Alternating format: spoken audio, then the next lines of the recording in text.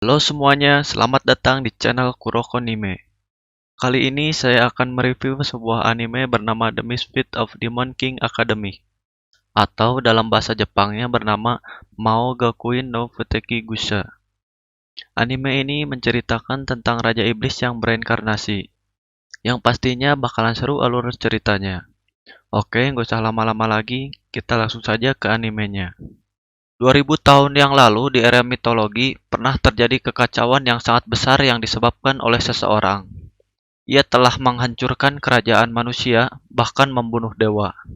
Orang itu merupakan sosok yang ditakuti sebagai Raja Iblis. Waktu berjalan setelah 2000 tahun berlalu.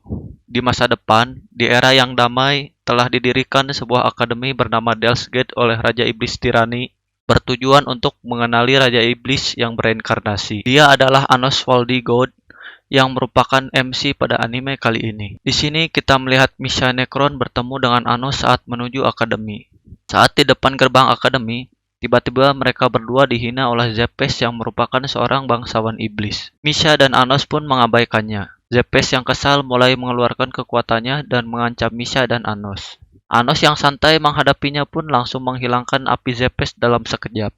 Zepes yang belum menyadari Anos sebagai Raja Iblis pun terkejut dan dibuat terdiam oleh Anos. Misha, Anos, dan para murid lainnya kemudian segera mengikuti ujian praktek, di mana para murid akan bertarung satu sama lain. Rupanya Anos dan Zepes bertemu kembali dalam ujian itu.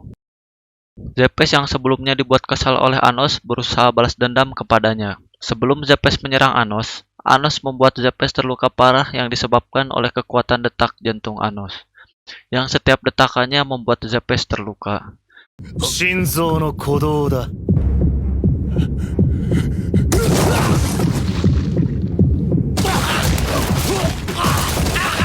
Zepes tidak menyerah dan terus menantang Anos untuk membuatnya menyerah. Anos kemudian menggunakan Zek dan menjentikan jarinya yang membuat Zepes terhempaskan hingga lenyap.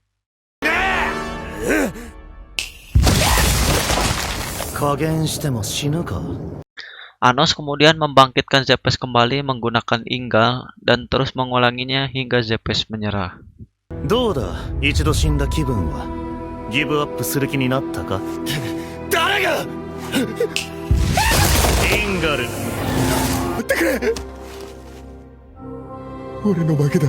Sepulang ujian dari akademi, Misha diajak Anos untuk berkunjung ke rumahnya. Misha juga ikut bertemu dengan kedua orang tuanya dan makan bersama. Sepulang berkunjung dari rumah Anos, Anos kemudian mengantar Misha untuk pulang. Ternyata Anos dan Misha dibuntuti dan dijebak oleh Leoric yang merupakan kakak dari Zepes, karena Anos berani menentang bangsawan iblis. Zepes yang sedang bersama kakaknya terus berbicara, yang membuat Leoric kesal dan membuat Zepes disetrum hingga tewas.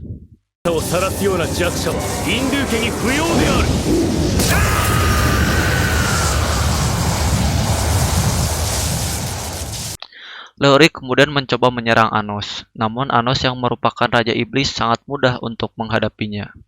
Anos kemudian membangkitkan Zepes menjadi zombie untuk menyerang Leoric. Leoric yang tidak bisa menyadarkan adiknya akhirnya terluka parah dan tidak sadarkan diri. Anos yang berbaik hati kemudian menyembuhkan lukanya dan pada akhirnya mereka berdua menyerah. Kita kembali lagi ke 2000 tahun yang lalu.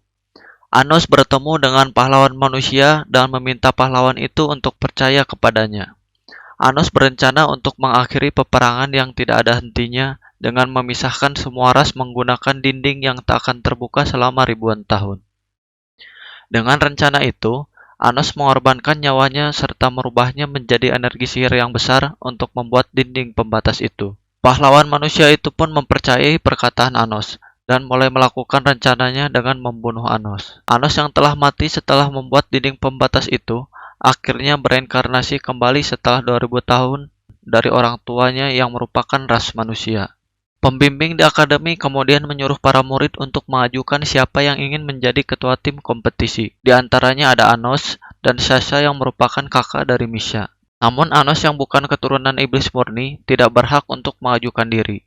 Anos kemudian membuktikan kepada pembimbing bahwa dirinya layak dan akhirnya ia dibolehkan untuk menjadi ketua tim. Setelah pulang dari akademi, Anos bertemu dengan Sasha. Dalam kompetisi itu, Sasha menantang Anos untuk berduel dengan timnya.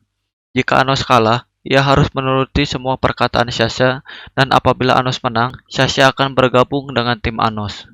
1 minggu kemudian, waktu kompetisi pun tiba.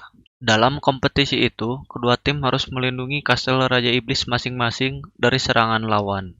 Sasha dan timnya berencana untuk menyerang Anos duluan. Namun sebelum Sasha dan timnya menyerang, Anos ternyata sudah berada di dekat kastel milik tim Sasha, yang tentunya membuat mereka terkejut.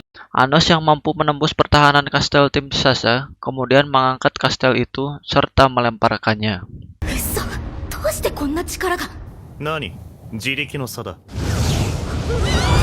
Sasha yang kesal meminta timnya untuk segera menggunakan sihir api kuat Geograce untuk menyerang Anos.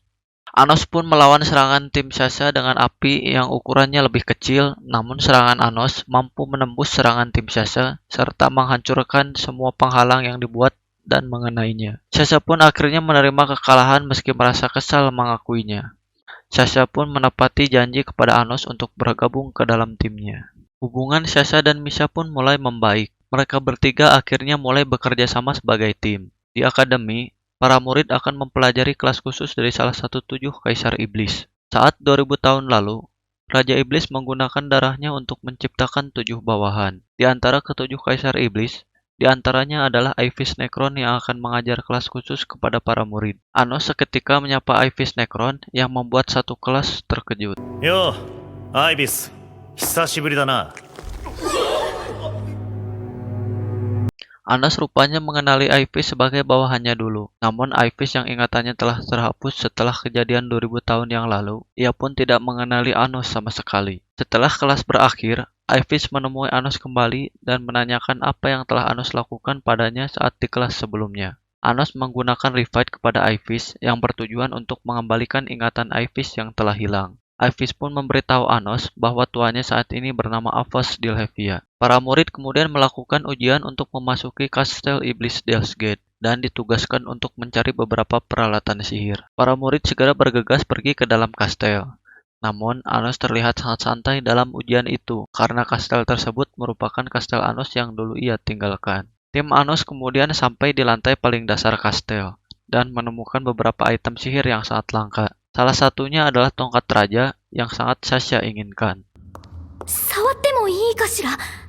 ああ、 Anos dan Misha mencari item sihir lain untuk diberikan kepada Sasha sebagai hadiah ulang tahun. Misha akhirnya memutuskan untuk memberinya hadiah berupa jubah Phoenix kepada Sasha. Sasha pun senang menerima hadiah itu dari Misha dan ingin segera memakainya. Sasha kemudian menyuruh Anos untuk pergi karena Sasha akan segera berganti pakaian. Setelah Anos kembali, Anos melihat Misha yang terbaring di lantai dengan pisau menancap di dadanya. Rupanya Sasha masih sangat membenci Misha, dan kebaikannya selama ini terhadap Misha hanya kebohongan semata. Namun Anos segera menyadarinya dan menyembuhkan Misha. Misha yang terbaring di lantai yang merupakan ilusi yang Anos ciptakan untuk mengelabui Sasha. は済ませた。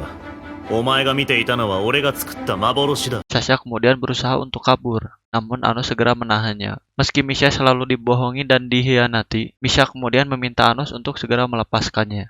Oke, sekian untuk video kali ini. Kita akan lanjut ke bagian keduanya.